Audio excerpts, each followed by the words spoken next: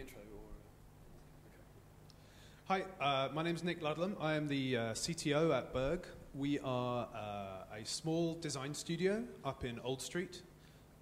There are about 16 of us, and we've been going for about 5 years. And traditionally, our work has been consultancy-based. We work for big clients working on various things, technology, design, product design, physical things, websites, all manner of things. But about 2.5 years ago now, we made a decision to start getting into products, making products, and selling them. And so we started on a development process for this fella. He is Little Printer. He is an internet-connected thermal receipt printer, and he gathers information and will print it out for you during the day, or you can send it messages and it will print out instantly. And it's designed to sit in your home, and you can configure it, say, we have publications. Publications are little snippets of information that exist that come out the printer. And you can subscribe to these, and they'll come out on an hourly schedule. So say at 8 a.m. in the morning, I'm just about to set off for my commute, so I want to see some weather, a bit of news, maybe a Sudoku puzzle, and what my friends have been up to last night. And I can get that delivered at 8 a.m. The light will come on. The light's here. It's flashing at the moment. And then when I press the button, it'll print out. He is one of the newer classes of connected products that is going to exist, and there's going to be more and more of these in the world in the coming years. That the product is both in your house and up in the cloud. There are internet aspects to it and physical aspects to it. And this is one of the big areas that we, as a company, are interested in, connected products. The term Internet of Things is used quite a lot to describe these kind of things, but we tend to think that's unhelpful. It's more interesting if you talk about connected products. The point about these things is not that they go online for no reason at all. You have to think about why the product needs to be online, why it's useful, how you're going to use it, what else can talk to it, and many, many other aspects to it like that. One of the other aspects of Little Printer is web APIs. So we are very accustomed to making websites talk to each other. So if I buy something on a shop and it has PayPal, I can type in my PayPal details, and there is an interaction between the website that the shop that I'm going to, and PayPal behind the scenes. There's an interaction there, and a service, an exchange of data. And that's naturally part of the web. The web was built on interconnectivity like that. We think the same thing should be part of what happens with our products. So the only way that we're going to get these devices to talk to each other is not by spending a lot of time thinking about how it happens locally within the network on the home. The interoperability happens in the cloud. So the way in which we're going to simplify the interactions and the connectivity of these products is to make connected products have web APIs. So the thing in front of you, the physical device that is in your kitchen or your living room, also has a web API, just like Twitter or GitHub or any of these other sort of very web-based services do right now. And interoperability is just going to naturally fall out of having an ecosystem and a developer community around these products. So one of the other aspects of making Little Printer that we learned was that really one of the troubling things is how you keep the cost down. So as a small design company, we didn't have a lot of capital resource to put into this. So we could just about make 1,000 of these printers in our first batch. And for that, we took pre-orders. So we we had model prototypes that we built, that we filmed in a promo video. We threw that up online, and we said, we're going to price these at £200, and you can put pre-orders in here. And we just about collected enough pre-orders to sell out by the time that we shipped, which was wonderful. So our first batch sold out really well, and it was hard going. It's a hard thing to go from a service and design company to one that you then purchase products of. So we went through a bit of a learning process. We sold a comic book first to learn about the process of selling online. And there were baby steps that we took towards being a product company through other means as well. This is also taking full advantage of the current global manufacturing facilities that exist right now. So the plastics are done in China, because China now have a really, really good infrastructure and expertise base for making very, very well turned out and cheap injection molded housings. The electronics, so this is our dev board. The electronics are done in Slovenia. There's a very, very nice facility out there that we know through some friends of ours that we went and worked with to manufacture and produce the circuit boards that come back to the UK. So the plastics and the metal come back from China, the circuit boards come back from Slovenia. We then ship them all to the Czech Republic, and the Czech Republic is where box build happens, and we assemble them all, and then they come back to the UK, and then we distribute them from a warehouse set up, and they go out to the customers. And so it's a real, this is the way in which you can go from something that you make in a studio yourself and have 5 of them to scale up to make 1,000 of them. And this is kind of part of what I see as the maker movement, is that you can take an idea from something that you've sketched up in a notebook, and you can mock up in various forms of electronics and software and develop along the way.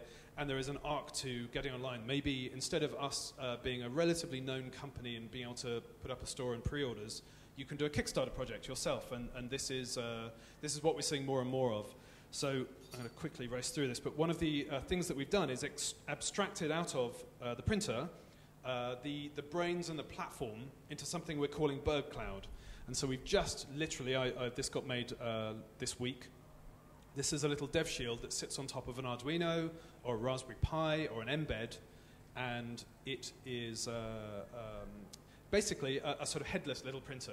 It's effectively the printer minus the print mechanism, and with an API where you can send and receive data up to the same infrastructure that we built for Little Printer, but this is now for any product that you want to create yourself.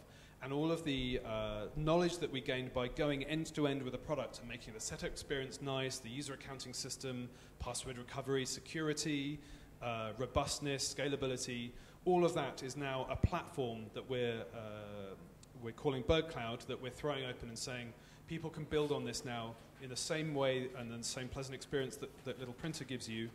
And you can get on as someone who's got the product thinking, get on with making the device, not worry about scripting a load of PHP scripts to be your web backend, not worry about the pain of setting things up on Wi-Fi. The point of having a little Zigbee setup is that it's 0 configuration.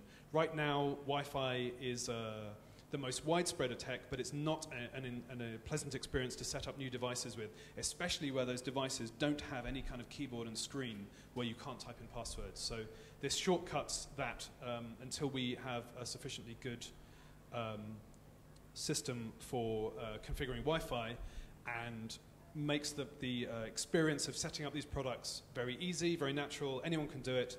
And then hopefully your product can sit within the house of the person who's got it, and they can make use of it. And there are web APIs, and you create your ecosystem and expand it out and plumb it into the internet. That really you're going to be hard-pressed to engineer a very, very complete solution yourself with connected products.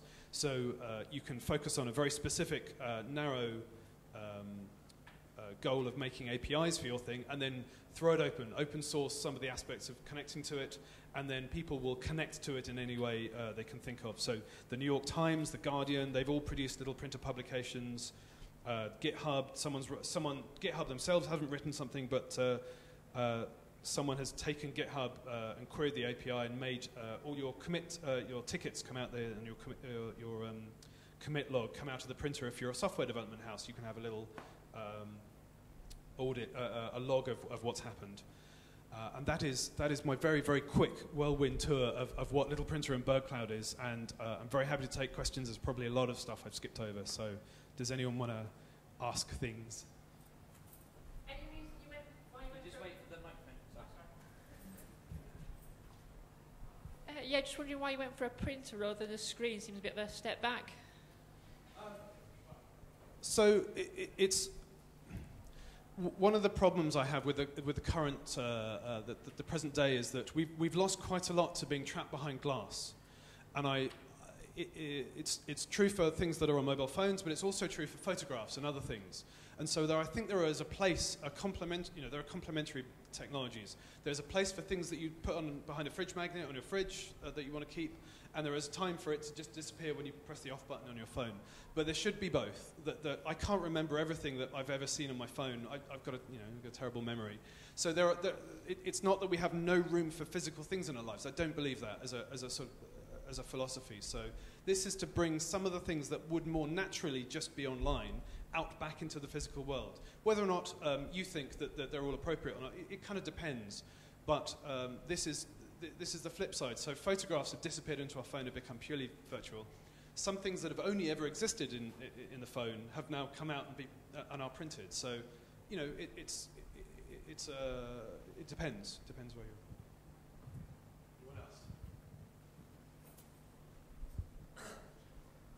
Have there been any sort of, with you making it open source, have there been any sort of nice serendipities which you didn't ever expect? What have been sort of the nice surprises of what people have sort of put it to use for?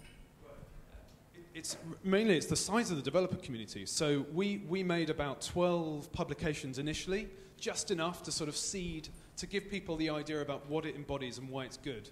And then from 12, we've now got over 100. And the size of the community has been the really nice thing for us, is that it's the range of stuff. It's that some people have done loads of really good kid-friendly stuff, and you see pictures on Instagram and Twitter of people colouring in things on the paper, the kids using it, all kinds. But it is that when you have an openness, an API, and a developer tool suite for things, and you empower people to do things, there are loads of people out there who have more ideas than you could have ever possibly had yourself. So you should have your system shouldn't be a closed thing. There should be as much that people can do with it as possible, is what I think we've found most pleasing, most surprising.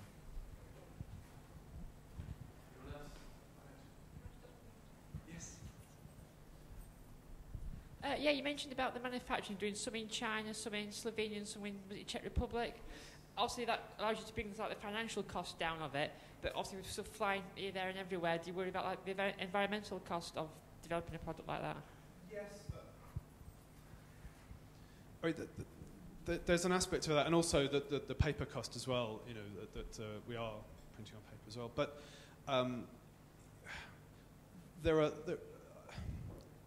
it's a tricky one.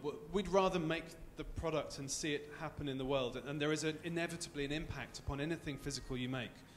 But I don't think that means that you should stop making any physical things at all.